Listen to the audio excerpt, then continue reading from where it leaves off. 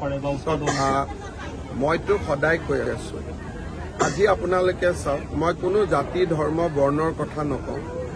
নগাঁও মৰিগাঁৱত যিমান মাছ হয় সবতে ইউৰিয়া ব্যৱহাৰ হয় আৰু গুৱাহাটীৰ যিটো ৱেষ্ট মই কি ৱেষ্ট নকওঁ সেই ৱেষ্টবিলাকো আনি পুখুৰীত মাছ উৎপাদনৰ কাৰণে ব্যৱহাৰ কৰা হয় তাৰ ফলত আপোনালোকে চাব আজিৰ পৰা 4 বছৰ আগত যিমান কিডনী বেমাৰ হৈছিলে এতিয়া তাতকৈ বহুত বেছি মানুহৰ কিডনী বেমাৰ হয় গতিকে যেতিয়ালৈকে খাদ্য আমি সুৰক্ষিত কৰিব নোৱাৰো মাছৰ উৎপাদন বঢ়াৰ কাৰণে আন বহুত অৰ্গেনিক নিয়ম আছে কিন্তু যদি শ্বৰ্টকাটত যায় তেতিয়াতো কাম নহ'ব এই কথাবোৰ মই কোৱা নহয় বিভিন্ন টিভি ইণ্টাৰভিউত এই খেতিয়কসকলে কৈছে যে আমি ইউৰিয়া ব্যৱহাৰ কৰোঁ এটা খেতিত ইউৰিয়া দিলে গছ পাব গছে খাদ্য উৎপাদন কৰিব এটা তাত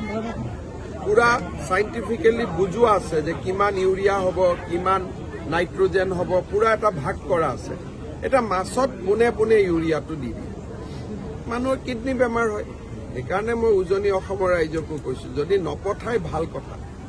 সুযোগটো ল'ব লাগে বজাৰখন এই সুযোগতে ল'ব লাগে আৰু কাজিয়া কৰি নহয় যে আমাৰ মাছটো স্বাস্থ্যৰ উপযোগী তেতিয়া মানুহে 2 টকা বেছিও দিব